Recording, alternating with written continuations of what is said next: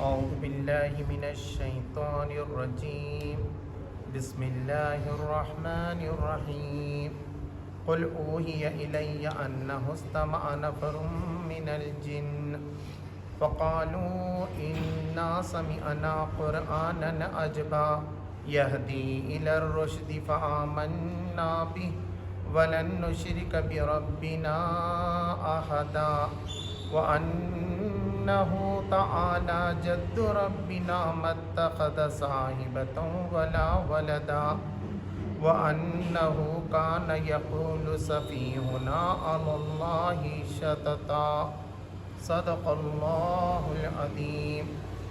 اللہ کے نام سے جو بے انتہا مہربان اور رحم فرمانے والا ہے۔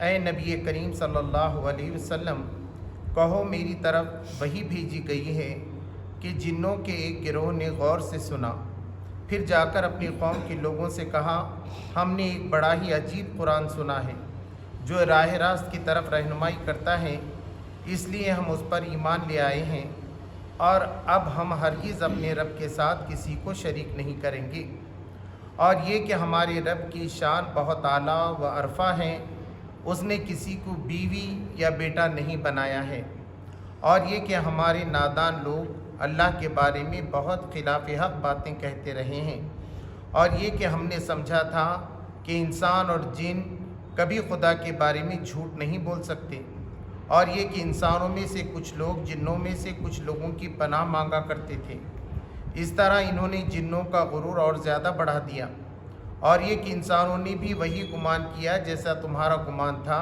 کہ اللہ کسی کو رسول بنا کر نہ بھیجے گا، اور یہ کہ ہم نے آسمانوں کو ٹٹولا تو دیکھا کہ وہ پہرے داروں سے پٹا پڑا ہے اور شہابوں کی بارش ہو رہی ہے، اور یہ کہ پہلے ہم سنگن لینے کے لیے آسمان میں بیٹھنے کی جگہ پا لیتے تھے، مگر اب جو چوری چھپے سننے کی کوشش کرتا ہے وہ اپنے لیے گھات میں ایک شہاب ثاقب لگا ہوا پاتا ہے، اور یہ کہ ہماری سمجھ میں نہ آتا تھا کہ آیا زمین والوں کے ساتھ کوئی برا معاملہ کرنے کا ارادہ کیا گیا ہے یا ان کا رب انہیں راہ راست دکھانا چاہتا ہے، اور یہ کہ ہم میں سے کچھ لوگ صالح ہیں اور کچھ اس سے فروتر ہیں، ہم مختلف طریقوں میں بٹے ہوئے ہیں، اور یہ کہ ہم سمجھتے تھے کہ نہ زمین میں ہم اللہ کو عاجز کر سکتے ہیں اور نہ بھاگ کر اسے ہرا سکتے ہیں، اور یہ کہ ہم نے جب ہدایت کی تعلیم سنی تو ہم اس پر ایمان لے آئے۔ اب جو کوئی بھی اپنے رب پر ایمان لے آئے گا اسے کسی حق تلفی یا ظلم کا خوف نہ ہوگا، اور یہ کہ ہم میں سے کچھ مسلم اللہ کے اطاعت گزار ہیں اور کچھ حق سے منحرف، تو جنہوں نے اسلام یعنی اطاعت کا راستہ اختیار کر لیا انہیں نے نجات کی راہ ڈھونڈ لی، اور جو حق سے منحرف ہیں وہ جہنم کا ایندھن بننے والے ہیں۔ اور اے نبی صلی اللہ علیہ وسلم، کہو مجھ پر یہ وحی بھی کی گئی ہے کہ لوگ اگر راہ راست پر ثابت قدمی سے چلتے تو ہم انہیں خوب سیراب کرتے تاکہ اس نعمت سے ان کی آزمائش کریں، اور جو اپنے رب کے ذکر سے منہ موڑے گا اس کا رب اسے سخت عذاب میں مبتلا کر دے گا، اور یہ کہ مسجدیں اللہ کے لیے ہیں لہٰذا ان میں اللہ کے ساتھ کسی اور کو نہ پکارو، اور یہ کہ جب اللہ کا بندہ اس کو پکارنے کے لیے کھڑا ہوا تو لوگ اس پر ٹوٹ پڑنے کے لیے تیار ہو گئے۔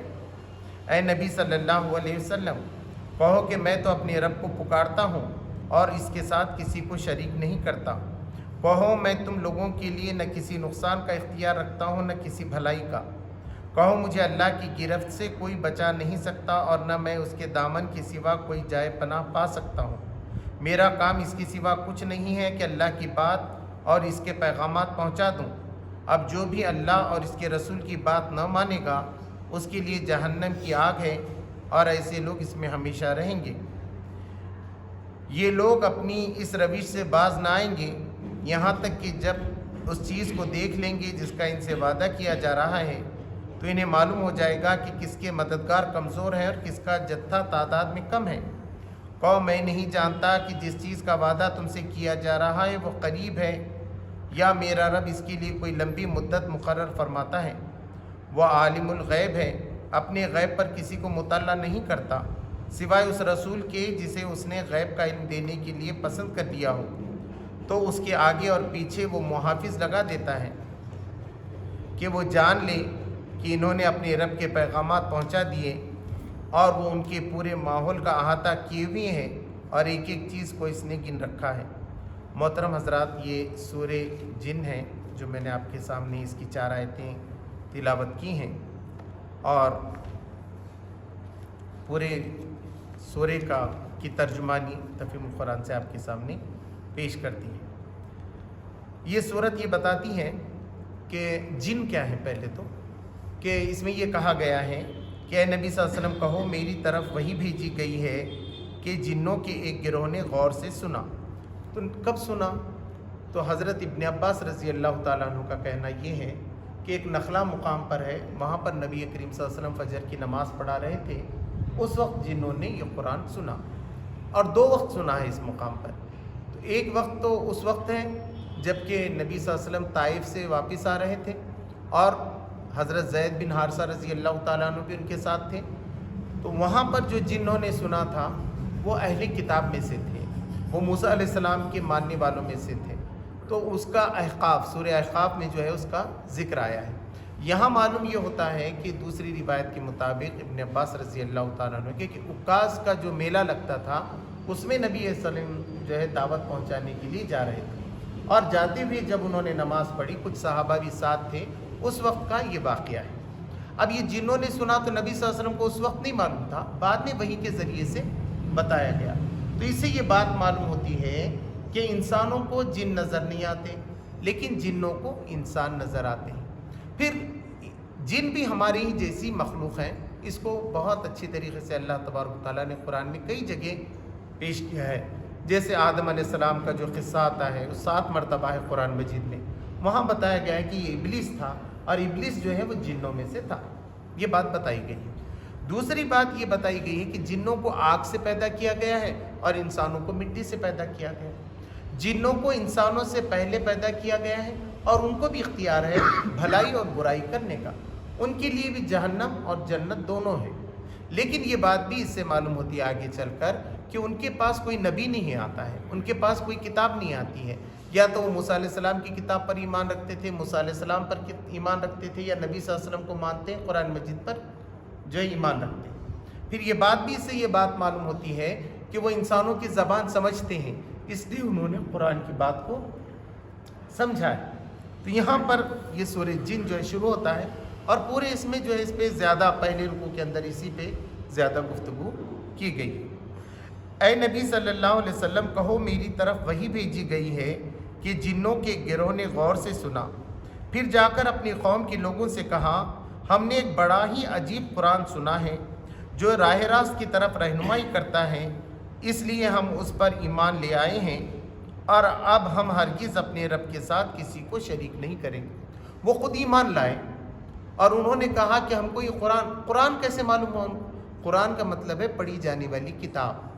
عجیب یعنی بہت ہی عجیب ہے، ایک تعجب کرنے والی بات ہے کہ اتنی اچھی کتاب پڑھی جا رہی ہے۔ تو انہوں نے کہا ایک ایسی کتاب پڑھی ہم نے جو بہت ہی تعجب کی بات ہے، اتنی اچھی باتیں اس کے اندر جو لکھی ہوئی تھیں، اب ہمیں معلوم ہو گیا اور اب ہم اللہ کے ساتھ کسی کو شریک نہیں کریں گے۔ اللہ ایک ہی ہے جو زمین و آسمانوں کا پیدا کرنے والا، زندگی موت کا دینے والا ہے۔ انہوں نے یہ بات کہی اور انہوں نے تبلیغ بھی شروع کی اپنے جنوں میں جا کر کہ تم بھی جو ہے ایمان لے آؤ، اور یہ کہ ہمارے رب کی شان بہت اعلیٰ و رفع ہے، اس نے کسی کو بیوی یا بیٹا نہیں بنایا۔ اس سے معلوم ہوتا ہے کہ نبی کریم صلی اللہ علیہ وسلم جو آیتیں پڑھ رہے تھے اس کے اندر اس کا ذکر تھا کہ اللہ نے کسی کو نہ بیوی بنایا ہے نہ کسی کو بیٹا بنایا ہے۔ تو ان کو بھی معلوم ہوا کہ اللہ اپنے آپ میں اتنا مکمل ہے کہ اس نے نہ کسی کو بیوی بنایا ہے نہ کسی کو بیٹا بنایا ہے۔ اور یہ کہ ہمارے نادان لوگ اللہ کے بارے میں بہت خلاف حق باتیں کہتے ہیں۔ وَأَنَّهُ كَانَ يَقُولُ سَفِيهُنَا عَلَى اللَّهِ شَطَطًا، جیسے ان سے جب کہا گیا کہ ایمان لاؤ تو انہوں نے کہا کہ ہم سفہا کے جیسے لائیں۔ اللہ تبارک تعالیٰ نے کہا یہی سفہا ہیں۔ سفہا یعنی بیوقوف، نادان۔ اگر بیوقوف بولے تو بہت غصہ آتا ہے لوگوں کو، اس لیے لوگ کیا کہتے ہیں؟ نادان۔ نادان کا مطلب ہی وہی ہے۔ اگر اچھی شائستہ زبان میں کہنا ہے تو یہ نہیں کہنا چاہیے وہ بڑا بیوقوف ہے، یہ کہتے ہیں کہ نادان آدمی ہے، تو اس کا بھی مطلب یہی ہوتا ہے۔ تو کہا کہ ہم میں سے کچھ لوگ نادان ہیں، تو انہوں نے کیا کر دیا ہے، وہ خلاف حق بات کہتے ہیں، اللہ کے سوا کسی اور کو جو ہے وہ معبود مانتے ہیں۔ اور یہ کہ ہم نے سمجھا تھا کہ انسان اور جن کبھی خدا کے بارے میں جھوٹ نہیں بول سکتے۔ ہم یہ سمجھتے تھے صاحب خدا کا معاملہ ہے تو خدا کے معاملے میں کون جھوٹ بولے گا، لیکن اب ہمیں معلوم ہوا کچھ لوگ گھڑتے ہیں چیزوں کو اور خامخواہ بتاتے ہیں یہ خدا ہے، وہ خدا ہوتا ہی نہیں ہے، ان کی دل کی بات رہتی ہے اور وہ سب سمجھتے ہیں۔ ہم اکبر اور بربل کی اس میں بھی کہتے ہیں نا کہ انہوں نے کیا کیا، بربل نے چھپا دیا تھا ایک چیز اور سب سے کہا کہ آؤ اس کے درشن لینا شروع کرو، تو لوگوں نے لینا شروع کر دیا تھا۔ تو لوگوں نے کیا کیا، ایسا بہت سے جگہ آپ دیکھیں گے کہ لوگ بناتے بھی ہیں کہ وہ حقیقی خدا ہے۔ خدا کون ہے؟ خدا وہ ہے جو ساری دنیا کا رچیتا ہے، پیدا کرنے والا ہے، خالق ہے، مالک ہے، ہدایت دینے والا ہے۔ تو دوسرے لوگوں کو تو ہم یہ سمجھتے تھے کہ جن اور انسان کم سے کم دوسری بات کہیں گے، خدا کے بارے میں کیسی جھوٹ بات کہیں گے، لیکن ہمیں معلوم ہو گیا اب کہ انسان اور جن جو ہے خدا کے بارے میں جھوٹی باتیں بھی کہتے ہیں۔ اور یہ کہ انسانوں میں سے کچھ لوگ جنوں میں سے کچھ لوگوں کی پناہ مانگا کرتے تھے، اس طرح انہوں نے جنوں کا غرور اور زیادہ بڑھا دیا۔ ابن عباس رضی اللہ تعالیٰ عنہ کہتے ہیں کہ عرب بھی جب جاتے تو کسی وادی میں جاتے تو کہتے کہ اس وادی کا جو رب ہے جن، ہم اس کی پناہ لیتے ہیں کہ وہ ہم کو نقصان نہ پہنچائے۔ کبھی وہ بدلتے، کہیں چارہ پانی ان کو ڈھونڈنا پڑتا، وہاں جاتے تو وہاں بھی یہی کہتے کہ یہاں کا جن جو مالک ہے وہ ہم کو نقصان نہیں پہنچائے۔ بلکہ ہم بچپن میں بھی دیکھتے ہیں بچے وغیرہ کہیں پکنک پہ چلے گئے کھانا لے کر تو ایک روٹی کا ٹکڑا ادھر پھینکتے تھے، کدھر پھینکتے، کہتے کہ وہ اس کا حق ہے۔ کس کا حق ہے؟ کس کو ڈال رہے ہیں؟ تو ایسی بہت سی غلط فہمیاں جو ہے پھیلی ہوئی ہیں۔ تو انہوں نے کہا کہ ان کی پناہ لیا کرتے تھے۔ اس کا نتیجہ کیا ہوا؟ جنہوں نے دیکھا کہ یہ تو اشرف المخلوقات ہیں اور ہم سے ہی دب رہے ہیں۔ کبھی کبھی ایسا ہوتا ہے بڑا آدمی کسی کے ساتھ نرمی سے بات کیا نا، وہ سمجھتے آ گیا یہ میری چکر میں، یہ تو بیوقوف ہے، اتنا بڑا آدمی میں کیسے سمجھاتا اس کو، اور اس کی نرمی کو جو ہے وہ بڑے شیر بننا شروع کرتے ہیں۔ لیکن پھر ذرا تھوڑی بتا دے اپنی طاقت بڑا آدمی تو پھر جو ہے سیدھے ہو جاتے ہیں۔ تو یہاں وہی بات ہو گئی کہ جنہوں نے دیکھا کہ ہماری پناہ مانگ رہے ہیں، حالانکہ جن طاقتور ہیں۔ یہ سورہ نمل میں بھی معلوم ہوتا ہے، جب سلیمان علیہ السلام نے کہا کہ کون ہے جو تخت لائے گا، تو ایک جن نے کہا، ہیکل جو بہت بڑا تھا، اس نے کہا کہ آپ اپنی جگہ سے نہیں ہٹیں گے، میں لے کر آتا ہوں۔ تو جن جو ہے نا ایک دیوار میں سے گزر سکتے ہیں، الگ الگ روپ لے سکتے ہیں، تو یہ ہے۔ لیکن اس کا مطلب نہیں کہ وہ انسان سے زیادہ طاقتور ہے۔ مطلب ہاتھی ہے، ہاتھی بھی انسان سے بہت طاقتور ہے، لیکن انسان اس کو زیر کرتا ہے۔ شیر ہے، پکڑ لیا تو انسان کیا کرے گا، لیکن شیر کو بھی پالتا ہے۔ تو انسان کے اندر عقل ہے، ہوش ہے، وہ کنٹرول میں لا سکتا ہے ساری چیزوں کے۔ جن اس پہ قبضہ نہیں کر سکتے۔ یہ بات واضح کی گئی کہ جن خامخواہ آپ کے پیچھے لگ گئے، آپ کو ستا رہے ہیں، آپ نہیں کہہ رہے تو بھی برے باتیں آپ کو سکھا رہے ہیں، ایسا نہیں ہوتا۔ وہ صرف دل میں وسوسے ڈالتے ہیں۔ قرآن یہ کہتا ہے کہ جن اور انسان میں کی جو شیاطین ہیں وہ دل میں وسوسے ڈالتے ہیں، اور کوئی چیز آپ کر رہے ہیں تو اس میں بہت آپ کو بڑھاتے ہیں، نہیں آپ بہت اچھا کر رہے ہیں، کیونکہ انسان عقل سے کام کرتا ہے۔ عقل ایک حد تک آپ کی رہنمائی کرتے ہیں، اس کے بعد وحی کی ضرورت ہے، اس لیے اللہ نے قرآن بھیجا۔ لوگ کیا کرتے ہیں آج دنیا میں جتنے بھی لوگ کامیاب ہیں زیادہ عقل کی وجہ سے، ویوہارک جنان انہوں نے سیکھ لیا تو وہ سمجھ رہے ہیں دیکھو ہم نے بلڈنگ بنائی، ہم نے فلاں بنایا، قارون کے جیسا۔ قارون سے کہا گیا یہ اللہ نے دیا تو اس نے کہا کہ نہیں میں اپنے علم سے، وہ یہی سمجھتے ہیں اپنے علم سے، لیکن علم کی ایک حد ہے وہاں ختم ہوتی ہے، اس کے بعد وحی کی ضرورت پڑتی ہے۔ اگر کوئی قرآن سے فائدہ نہیں اٹھا رہا ہے تو اس کی عقل اسے دھوکہ دیتی ہے اور ایک دن وہ مصیبت میں جو ہے پڑ جاتا ہے۔ اور یہ کہ انسانوں نے بھی وہی گمان کیا جیسا تمہارا گمان تھا کہ اللہ کسی کو رسول بنا کر نہ بھیجے گا۔ اب دیکھیے یہاں پر جو بات کہی گئی ہے کہ وَأَنَّهُمْ ظَنُّوا كَمَا ظَنَنْتُمْ أَن لَّن يَبْعَثَ اللَّهُ أَحَدًا، کہ یہ گمان جیسا تم کرتے ہو انسان بھی کرتے تھے، أَن لَّن يَبْعَثَ اللَّهُ أَحَدًا، کہ اللہ کسی کو زندہ کر کے نہیں اٹھائے گا، یعنی کہ وہ سمجھتے تھے مر کے مٹی ہو جائیں گے، کچھ حساب کتاب نہیں ہے، یہ بھی اس کا مطلب ہوتا ہے۔ لیکن یہاں معنی یہ بتا رہے ہیں مفسرین کہ یہ زیادہ معنی سمجھتے ہیں کہ کسی کو رسول بنا کر نہیں بھیجے گا۔ وہ سمجھتے تھے ہمارے جیسے انسانوں میں سے کیسے رسول بنا کر بھیجے گا، یہ جن بھی سمجھتے تھے، اور کچھ انسان جو مکہ کے تھے وہ بھی جو ہے یہ سمجھ رہے تھے کہ نبی صلی اللہ علیہ وسلم کو کیسے انسان ہونے کے بعد رسول بنا کر بھیجا گیا ہے، نعوذ باللہ من ذالک۔ اور یہ کہ ہم نے آسمانوں کو ٹٹولا تو دیکھا کہ وہ پہرے داروں سے پٹا پڑا ہے اور شہابوں کی بارش ہو رہی ہے۔ اب جن کیا کرتے تھے، ملائی اعلیٰ میں پہلے جاتے اور پہلے وہاں فیصلے ہوتے ہیں کہ کیا ہونے والا ہے، یہاں کون جیتنے والا ہے، کون ہارنے والا ہے، کون مرنے والا ہے، کس کا ایکسیڈنٹ ہونے والا ہے، یہ پہلے وہاں ہوتا ہے طے۔ اس کے بعد یہاں وقوع پذیر ہوتا ہے، یہاں نافذ ہوتی ہے وہ چیز۔ تو یہ ذرا تھوڑی سنگن لے کے کسی جوتشی کے ذریعے، کسی آدمی کے ذریعے تو وہ بولتا تھا دیکھو اب میں بول رہا ہوں، اور ویسے ہوتا تھا، لوگ اس کو بالکل مانتے تھے۔ لیکن جب آپ گئے وہ دیکھنے کے لیے، ایسے لینے کے لیے، تو معلوم ہوا کہ وہاں تو بہت پہرے دار لگ گئے ہیں آسمان پہ، اور کہیں سے جانے کا نہیں، بلکہ وہاں تو آگ کی برسات ہو رہی ہے کوئی جانے کے بعد۔ تو انہوں نے ٹٹولا پہلے، یہ عجیب واقعہ ہو گیا ان کے ساتھ۔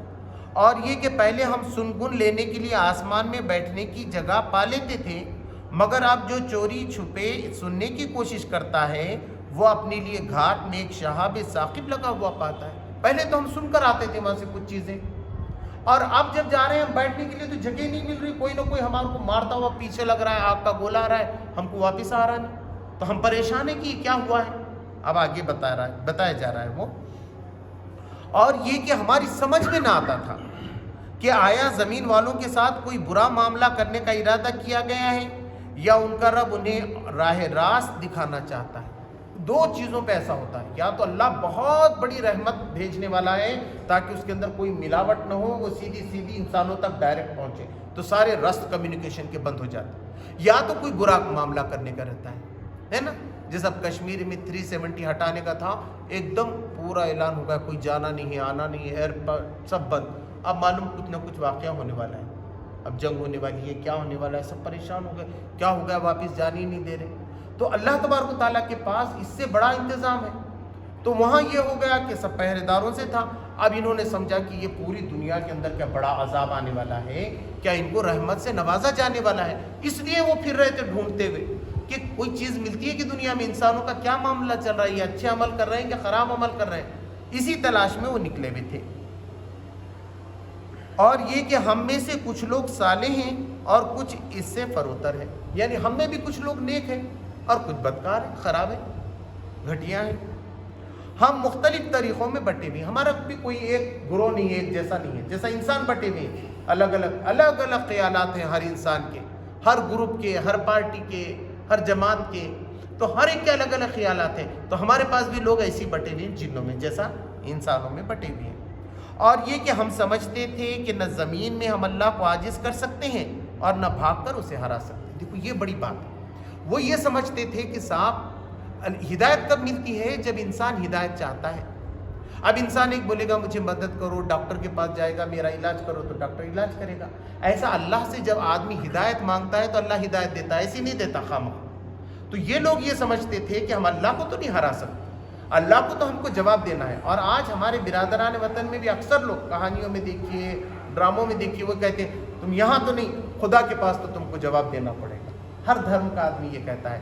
تو وہ خدا سے ڈرنے والے لوگ ہیں۔ جو ایسے لوگ ہیں خدا کو پانا چاہتے ہیں، انشاءاللہ ان کو خدا مل جائے گا، خدا کی رہنمائی مل جائے گی، ان کو ہدایت مل جائے گی، ایمان مل جائے گی، جو چاہتا ہے۔ اب جو چاہے نہیں تو اس کو نہیں ملتی، یہ چاہنے پہ۔ تو یہ جنوں کو اللہ تبارک تعالیٰ نے کیوں بتایا؟ کیونکہ یہ سمجھتے تھے کہ ہم اللہ کو تو نہیں ہرا سکتے، اللہ کی تو عبادت اور بندگی ہی کرنی چاہیے۔ یہ احساس ان کے اندر پہلے سے موجود تھا۔ اور یہ کہ ہم نے جب ہدایت کی تعلیم سنی تو ہم اس پر ایمان لائے۔ جب صاف صاف باتیں آ گئی کہ اللہ ایک ہے، پوری دلیل سے بات ثابت ہو، دوسروں کے پاس کوئی دلیل ہی نہیں کہ بھئی وہ خدا کیوں ہے۔ یہاں تو بتایا اس نے زمین بنایا، آسمان بنایا، تم کو ایک نطفے سے پیدا کیا، ایک وقت تک زندہ رکھے گا، تمہیں موت دے گا، قیامت آئے گی، حساب کتاب ہوگا، وہاں جنت ہے، دوزخ ہے، ساری مخلوق کو ہم نے کیسے بنایا ہے، کیسا قانون ہم جاری کر رہے ہیں، کیسے دن اور رات کو باری باری آپ کے پاس لا رہے ہیں۔ ہم چاہیں تو دن کو دن ہی رکھ دیں، پھر کیا کرو گے تم، اور رات کو رات ہی رکھ دیں۔ تو کون ہے اللہ کے سوا جو اس کو دن کو رات میں بدلے یا رات کو دن میں؟ تو یہ رات اور دن جو آ رہی ہے یہ بڑی نعمت ہے، تو تم اس کا کیا شکر ادا کر رہے ہیں؟ اس لیے خدا کی بندگی، خدا نے دلیل کے ساتھ بتایا کہ خدا ایک ہے، خدا ہے اور ایک ہی خدا ہے، دوسروں کے پاس کوئی دلیل ہی نہیں۔ تو جیسی ان کے سامنے بات معلوم ہو گئی، انہوں نے کہا کہ ہم بھی ایمان لائے، باقی اللہ ایک ہے، وہی عبادت کے لائق ہے۔ اب جو کوئی بھی اپنے رب پر ایمان لے آئے گا اسے کسی حق تلفی یا ظلم کا خوف نہ ہوگا۔ یہاں دو باتیں بتائی گئی، فَمَن يُؤْمِن بِرَبِّهِ فَلَا يَخَافُ بَخْسًا وَلَا رَهْقًا، یعنی حق تلفی، یعنی اس نے بہت نیک کام کر کے آ گیا اور معلوم ہو یہ جنت ہی نہیں مل رہی، نماز پڑھا، حق حلال کا کھایا، سود سے بچا، شراب سے بچا، گناہوں سے بچا، لیکن معلوم ہوا کہ وہاں تو کچھ مل نہیں رہا، یا یہ کہ اس نے کام تو بہت اچھا کیا تھا اور اسے کم مل گیا۔ ایسا نہیں ہوگا، اللہ تبارک تعالیٰ نے بتایا ہم بڑھا کے دیں گے، کمی تو کسی کو ہی نہیں کریں گے، ایک نیکی کو کم سے کم ہم 10 نیکی کریں گے، 700 نیکیوں تک بھی ہم کر سکتے ہیں، اور جو برائی کی ہے اسے درگزر بھی کر سکتے ہیں، معاف بھی کر سکتے ہیں توبہ کرنے کے نتیجے میں، اور جو بھی جتنا اچھا عمل لے کر آئے گا اس کا عمل قبول کیا جائے گا۔ البتہ یہ ہے کہ جو یہاں شرک کرے گا وہ اپنے اعمال کو ضائع کر دے گا، حبیطت اعمالہم، اس کے اعمال یہاں ضائع ہو جائیں گے، آخرت میں پہنچیں گے ہی نہیں شرک کے نتیجے میں۔ جو اللہ کے لیے خالص کرے گا، اللہ کے لیے زندگی گزارے گا، اللہ سے معافی مانگتے ہوئے کام کرے گا، اس کا سارے حق وہاں پر محفوظ ہیں، اور یہ کہ ہم اور دوسروں کے بھی حق محفوظ ہیں، قانون کے مطابق فیصلہ ہوگا۔ ہم میں سے کچھ مسلم ہیں اور کچھ حق سے منحرف ہیں، ہم میں بھی کچھ لوگ اطاعت گزار ہیں جنوں میں سے، اور کچھ لوگ جو ہے نا کافر ہیں، منحرف ہیں حق سے۔ تو جنہوں نے اسلام اختیار کر لیا انہوں نے نجات کی راہ ڈھونڈ لی، اور جو حق سے منحرف ہیں وہ جہنم کا ایندھن بننے والے ہیں۔ تو جو مسلمان ہو گئے ہیں ان کو صاف نظر آ رہا ہے کہ ماں کے قدموں کے نیچے ہے، باپ جنت کے دروازوں میں سے ایک دروازہ ہے، یہ میرے رشتہ دار ہیں، یہ دنیا اور مال یہاں رہ جانے والی ہے، میں اپنے ساتھ کچھ نہیں لے کے جانے والا ہوں۔ وہی اگر یہ نہیں ہے تو وہ ماں باپ کو لے جا کے وردھاشرم میں چھوڑ رہا ہے، ماں باپ کو کھلا رہے نہیں، مار رہے ہیں، کتنے لوگوں کی طرف سے آ رہا ہے مجھے بتاؤ، اپنے پیٹ کے بچوں کو ختم کر رہے ہیں، مجھے بتاؤ، بھرون ہتیا کر رہے ہیں، پیٹ میں بچی پل رہی ہے، مسلمان ہے تو خوش ہوگا کہ اللہ مجھے جنت دینے والا ہے، میرے پاس بیٹی آنے والی ہے، دوسرا ہے تو اس کو ختم کر دے گا، تو اس کو کیسے راہ راست مل سکتی ہے؟ تو دنیا میں بھی وہ کامیاب ہے، آخرت میں بھی کامیاب ہوگا، اور جو اس کے خلاف چل رہے ہیں وہ جہنم کا جو ہے ایندھن بننے والے ہیں۔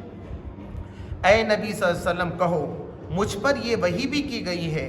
اب یہاں جنوں کا قصہ ختم ہو گیا، اب انسانوں کے لیے بتایا جا رہا ہے۔ لوگ اگر راہ راست پر ثابت قدمی سے چلتے تو ہم انہیں خوب سیراب کرتے۔ سیراب کرنا بولے تو پانی ڈالنا، پانی جب کھیت کو ڈالتے نا تو کھیت سیراب ہو جاتا، خوب سیراب ہوگا، کھا پی کے سیراب ہوتا ہے سیراب ہونا۔ تو یہاں پانی سے کیوں؟ اس سے پہلے بھی سورہ نوح جو ہم نے پڑھی اس کے اندر بھی کہا کہ اللہ سے اگر تم معافی مانگو گے تو اللہ تبارک و تعالیٰ والسماء مدرارا علیکم مدرارا، کہ تمہارے اوپر برستا ہوا چھوڑ دے گا۔ تو پانی سے ہی سب ہے، پانی آ گیا تو فصلیں اچھی آتی ہیں، پانی اگر نہیں رہا تو بستی بھی نہیں ہو سکتی۔ اس لیے اور دیوگیری کو جو بنایا گیا تھا پہلے راجدھانی، تو محمد تغلق کو واپس لے جانا پڑا تھا، کیوں؟ تو پانی نہیں تھا نا، پانی کی کمی کی وجہ سے راجدھانی بھی نہیں بن سکتی، جہاں پانی ہے وہاں شہر بنتا ہے۔ کسی گاؤں کا پانی سوکھ گیا تو گاؤں ویران ہو جاتا ہے۔ تو پہلا پانی سے ہے، پانی سے ہر زندگی کی ہر چیز جو ہے، ہر جاندار چیز کے لیے پانی ضروری ہے۔ تو پانی کا زیادہ برسنا اللہ کی طرف سے رحمت ہے۔ تو کہا اگر لوگ راہ راست پہ چلیں، اللہ کا کہنا مانیں، انصاف صحیح کریں، ناپ تول صحیح رکھیں، اللہ کے احکام کو مانیں، تو اللہ تبارک و تعالیٰ تم کو سیراب کر دے گا، تاکہ اس نعمت سے ان کی آزمائش کریں۔ اللہ آزمائش کر رہا ہے سب، اولاد دے کر، صحت دے کر، پیسہ دے کر، کہ میرا شکر گزار بنتا ہے کہ کفران نعمت کرتا ہے، نعمت کا میرے انکار کرتا ہے۔ اور جو اپنے رب کے ذکر سے منہ موڑے گا اس کا رب اسے سخت عذاب میں مبتلا کر دے۔ اور جو منہ موڑے گا، اللہ کی بات ہی نہیں مان رہا، قرآن کی تلاوت نہیں، سب عقل پہ چل رہا ہے اپنا، نماز نہیں، اللہ کا ذکر نہیں، سبحان اللہ نہیں، الحمدللہ نہیں، غریبوں کا حق ادا نہیں کر رہا، رشتہ داروں کا حق ادا نہیں کر رہا، تو وہ بالکل پکڑا جائے گا۔ اور یہ کہ مسجدیں اللہ کے لیے ہیں، لہٰذا ان میں اللہ کے ساتھ کسی اور کو نہ پکارو۔ مسجدیں خاص اللہ کے لیے، اب یہاں کسی اور کو پکارنے کی اجازت نہیں ہے، صرف ایک خدا کو پکارنے کی اجازت۔ وہ یہ کہنے کہ کچھ مفسرین نے کہا ہر عبادت گاہ اللہ کے لیے ہے، وہاں بھی دوسروں کو نہیں پکارنا چاہیے، اللہ ہی کو پکارنا چاہیے۔ اور کچھ لوگوں نے جو ہے اور مختلف باتیں اس کے سلسلے میں جو ہے لکھی ہیں کہ جو اس سجدے کے اعضاء ہیں، پیشانی ہے، جیسا ہم ہاتھ اور یہ گھٹنے ہیں، ایسا کسی کے سامنے نہیں ٹیکنا چاہیے، ایسا سجدہ کسی کے سامنے نہیں کرنا چاہیے جیسا اللہ تبارک و تعالیٰ کے سامنے کرتے ہیں۔ اس کا ایک مطلب یہ بھی مفسرین نے بتایا۔ اور یہ کہ جب اللہ کا بندہ اس کو پکارنے کے لیے کھڑا ہوا تو لوگ اس پر ٹوٹ پڑنے کے لیے تیار ہو گئے۔ یہاں نبی صلی اللہ علیہ وسلم کا ذکر ہے، نبی صلی اللہ علیہ وسلم جو خدا کا ذکر کرتے کعبۃ اللہ میں جا کے، تو لوگ ایسا کرتے، کیوں یہ خدا کا عبادت کرتا ہے یہ سارے بتوں کو چھوڑ کر، اور مارنے پہ ٹوٹ پڑنے پہ جو ہے تیار ہو جاتے. تو کہا کہ جب ہمارا یہ بندہ تیار ہو رہا ہے تو یہ ٹوٹ پڑنے کے لیے تیار ہے. اے نبی صلی اللہ علیہ وسلم کہو کہ میں تو اپنے رب کو پکارتا ہوں اور اس کے ساتھ کسی کو شریک نہیں کرتا. یہ حق ہے نا, خدا کے سوا میں کس کو پکاروں گا؟ وہی حق خدا ہے, وہی سچا خدا ہے, میں تو اسی کو پکاروں گا اور میں اس کے ساتھ کسی کو شریک نہیں کرتا. تو میں کوئی غلط بات کر رہا ہوں کہ مجھے ٹوٹ پڑ رہے ہیں, مجھے مار رہے ہیں اللہ کی بندگی پہ, اس پربھور کی بندگی پہ؟ وہی تو ہواؤں کو چلاتا ہے, وہی تو روشنی اور اندھیرے بناتا ہے, اس کے سوا میں کہاں جاؤں؟ اسی کی عبادت کر رہا ہوں. کہو میں تم لوگوں کے لیے نہ کسی نقصان کا اختیار رکھتا ہوں نہ بھلائی کا. میں تم کو کوئی نقصان پہنچا رہا ہوں کیا خدا کا پیغام سنا کر؟ نہ میں تم کو بھلائی پہنچا سکتا ہوں نہ میں نقصان پہنچاتا ہوں. نبی صلی اللہ علیہ وسلم نے اپنے رشتہ داروں سے کہا, اپنی بیٹی سے کہا, فاطمہ سن لے, میں تجھے کوئی بھلائی پہنچا سکتا نہ نقصان پہنچا سکتا, سب اللہ کے ہاتھ میں. ہاں دنیا میں کچھ کرنا ہے تو میں تھوڑا بہت کر سکتا ہوں, لیکن میری بھلائی اور برائی بھی اللہ کے ہاتھ میں ہے. میں خود نہیں جانتا کہ میرے ساتھ کیا معاملہ ہونے والا. قرآن میں دوسری جگہ نبی صلی اللہ علیہ وسلم کی زبان سے کہوایا گیا کہ مجھے بھی خود نہیں معلوم, اگر مجھے معلوم ہوتا اب کل بھاؤ بڑھنے والا ہے تو آج ہی سامان خرید کے رکھ لیتے. مجھے اگر کل کا سب معلوم ہو جاتا, شیئر مارکیٹ بڑھ رہا ہے, آج ہی خرید کے رکھ لیا آدمی نے, کل ڈبل ہونے والا. نہیں معلوم ہے, ایسا کسی کو بھی نہیں معلوم ہے کہ ایسا غیب کا علم جو ہے کسی کو اپنے بھلائی برائی کا نہیں دیا گیا ہے. تو مجھے مارنے پہ کیوں تم تلے بھی ہو؟ کہو مجھے اللہ کی گرفت سے کوئی بچا نہیں سکتا اور نہ میں اس کے دامن کی سوا کوئی جائے پناہ پا سکتا ہوں. کہا کہ مجھے اللہ کی گرفت سے کوئی بچا سکتا ہے کیا؟ میرا کام ہے پہنچا دینا, میں پہنچا رہا ہوں. اگر نہیں کروں گا تو میری بھی گرفت ہو سکتی ہے. اور کون ہے جو اللہ کے سوا پناہ دینے والا ہے؟ پناہ کی اکیلی جگہ اللہ کی, میں اسی کی پناہ چاہتا ہوں. میرا کام اس کی سوا کچھ نہیں ہے کہ اللہ کی بات اور اس کے پیغامات پہنچا دوں. میری وما علینا الا البلاغ, تمام انبیاء سے کہا گیا تم زبردستی مت لاؤ. اسلام زبردستی کا نام نہیں ہے بھائی. چلو اب پڑھ رہے بچے کو زبردستی سے لا کے نماز پڑھا دیا میں اپنے گھر میں, اب پھر اس کی اجازت آپ توجہ دلا سکتے ہیں. اب اس کا معاملہ ہے خدا کے ساتھ کہ وہ کیا کرتا ہے. کسی کو بھی زبردستی نہیں کرنا ہے. اللہ تبارک تعالیٰ نے کہا لا اکراہ فی الدین قد تبین الرشد من الغی, بس ایک اچھی بات بری بات سے کھول کے الگ کر دی گئی ہے. فمن یؤمن باللہ, تو جو کوئی اللہ پہ ایمان لائے اور طاغوت کا انکار کرے تو وہ کامیاب ہے, وہ روشنی میں آ گیا ہے پوری طریقے سے. تو بتائیں میرا کام صرف پیغام پہنچانا ہے اور ہمارا بھی کام یہی ہے امت مسلمہ کا, پیغام پہنچانا ہے جہاں تک پہنچے. اب وہ عمل کرتے ہیں کہ نہیں کرتے ہیں, ایمان لاتے ہیں کہ نہیں لاتے ہیں, نماز پڑھتے ہیں کہ نہیں, زکوٰۃ دیتے ہیں کہ نہیں دیتے ہیں, یہ ان کا مرضی. کوئی کسی کا حساب دینے والا نہیں قیامت. اگر ایسا ہوتا کہ یہاں سب مسجد والوں کا حساب مجھے دینا ہے, مگر ہم کو ساری فکر دوسروں کی رہتی. ہم انہیں زکوٰۃ دے رہے کیا, انہیں شراب پیا کیا, اس کا معاملہ فتویٰ کیا پوچھنے کے لیے آتے, وہ کر رہے تو ٹھیک ہے کیا بولتے, میں کیا کر رہا ہوں وہ نہیں پوچھنے کے لیے آتے. اکثر لوگ انہوں کر رہے ٹھیک ہے کہ صاحب ہو, تو اس کے بارے میں اللہ پوچھنے والا ہے کہ تم سے, تمہارے بارے میں پوچھنے والا ہے. تو تم اپنے بارے میں پوچھو کہ میرا عمل یہ صحیح ہے کیا, مجھے ایسا کرنا چاہیے کیا. تو قرآن سے بھی جواب آئے گا, حدیث سے جواب آئے گا, مفتیان اکرام علماء اکرام بھی آپ کو یہ بات جو ہے بتا دیں گے. اب اس کے بعد بتایا گیا اب جو بھی اللہ اور اس کے رسول کی بات نہ مانے گا اس کے لیے جہنم کی آگ ہے اور ایسے لوگ اس میں ہمیشہ رہیں گے. بتایا گیا کہ جو ہمیشہ وہاں سے نکلنے کی جگہ نہیں ہے. ایسا نہیں کہ اللہ کا پہ ایمان نہیں لانے کا نتیجہ تھوڑی بہت ہے. ہاں مسلمان ایمان لا چکا ہے, اس کے بعد کچھ گناہ ہو گئے تو وہ تولے جائیں گے, معاف بھی ہو سکتے ہیں, یا اتنی گناہ کی سزا دے کے اس کو نکالا جائے گا ایمان والے. مگر جو ایمان نہیں لایا تو خالدین فیہا ابدا, ہمیشہ یگان یگ, ایک زمانے کے بعد دوسرا زمانہ آئے گا, وہ دوزخ کی آگ سے نہیں نکل سکے گا. یہ لوگ اپنی اس روش سے باز نہ آئیں گے یہاں تک کہ جب اس چیز کو دیکھ لیں گے جس کا ان سے وعدہ کیا جا رہا ہے تو انہیں معلوم ہو جائے گا کہ کس کے مددگار کمزور ہیں اور کس کا جتھا تعداد میں کم ہے. وہ یہ سمجھ رہے تھے نبی صلی اللہ علیہ وسلم کے ساتھ تو تھوڑے سے لوگ ہیں, ہمارا گروپ تو بہت بڑا ہے مکہ کے لوگوں کا. تو بتایا جس دن عذاب آئے گا نا, جیسا بدر میں آیا, تو اس دن معلوم ہوا کس کا جتھا. 1000 لے کر گئے تھے, 313 سے مار کھا کے بھاگ گئے, کتنے لوگ قتل ہو گئے. اور جب عذاب بھی آئے گا آخرت کا, اس وقت بھی تم کو معلوم ہو جائے گا کہ کس کا جتھا مضبوط ہے اور کس کا مددگار مضبوط ہے. تو یہ جواب دیا گیا, ایک سوال کا جواب ہے. وہ کہہ رہے تھے کہ تمہارے پاس کتنی تعداد ہے, تم مائنورٹی میں ہو, تم فلاں ہو, تمہارے کون ہے مدد کو آنے والا ہے, ہمارے پاس طاقت ہے. کہا گیا کہ یہ تو وقت آنے پہ معلوم ہوگا اللہ تبارک تعالیٰ کی طرف سے. کہو میں نہیں جانتا کہ جس چیز کا وعدہ تم سے کیا جا رہا ہے وہ قریب ہے یا میرا رب اس کے لیے کوئی لمبی مدت مقرر فرماتا ہے؟ اب یہ کب جنگ بدر ہوگی مجھے بھی نہیں معلوم، حضور کو نہیں معلوم تھا کہ بس ان قریب 13 سال کے اندر ہی جو ہے ہونے والی ہے۔ سن 2 اس ہجری میں ہو گئی، 13 سال یہاں کی 15 ہی سال۔ ایسا اب یہاں کیسا بدلنے والے حالات نہیں معلوم ہے، مگر یہ وعدہ ہے اللہ تبارک تعالیٰ کا، جو ایمان لائے گا سچا رہے گا اللہ اس کی مدد کرے گا۔ اب یہ معلوم نہیں کہ کتنی مدت ہے، وہ 2 سال کی ہے، 5 سال کی ہے، 50 سال کی ہے، یہ مدت اللہ تبارک تعالیٰ ہی بہتر جانتا ہے۔ عالم الغیب، وہ عالم الغیب ہے، اپنے غیب پر کسی کو مطلع نہیں کرتا، کوئی بھی نہیں بتا سکتا بھوشیوانی کر کے کہ صاحب یہ 10 سال رہنے والا ہے، یہ 2 سال رہنے والا ہے، یہ 5 سال رہنے والا ہے، صرف وہ جانتا ہے، سوائے اس رسول کے جسے اس نے اپنے غیب کا علم دینے کے لیے پسند کیا۔ اپنے رسول کو بتاتا ہے صرف بہت ساری چیزیں، خوشخبری دیتا ہے، جیسے بتایا گیا تھا کہ اب تم عمرہ کرنے والے ہو، اللہ نے رکھا ہے۔ لوگوں نے کہا کہ اب کی تو عمرہ نہیں کیا، تو انہوں نے کہا میں نے خواب میں یہ تو نہیں دیکھا تھا کہ اس سال عمرہ کروں گا۔ دوسرے سال نبی کریم صلی اللہ علیہ وسلم نے پوری شان و شوکت کے ساتھ عمرہ کیا، اور اللہ کو بتا دیا تھا کہ قیصر خسرا سب تمہارے قبضے میں آنے والے ہیں، بتا دیا اللہ تبارک و تعالیٰ نے جب چاہا، اور جب چاہا جتنا علم چاہا دے دیا۔ تو جب رسول تھے تو ہوا یہ معاملہ، اب تو اللہ ہی کو وہ مدت معلوم ہے، تو اس کے آگے اور پیچھے وہ محافظ لگا دیتا ہے۔ جب رسول بھی بناتا ہے نا، ان کے آگے پیچھے پہرے دار لگا دیتا ہے تاکہ کوئی گڑبڑ نہ ہو۔ رسول فرشتوں کے پیچھے بھی اور پہرے دار لگاتا ہے، وہی جب لا رہے ہیں جبرائیل علیہ السلام تو ہزاروں فرشتوں کے ساتھ آتے تھے، معمولی کتاب نہیں ہے یہ، اس میں کسی کی کوئی ملاوٹ نہیں، بالکل پیور اللہ کا کلام ہے۔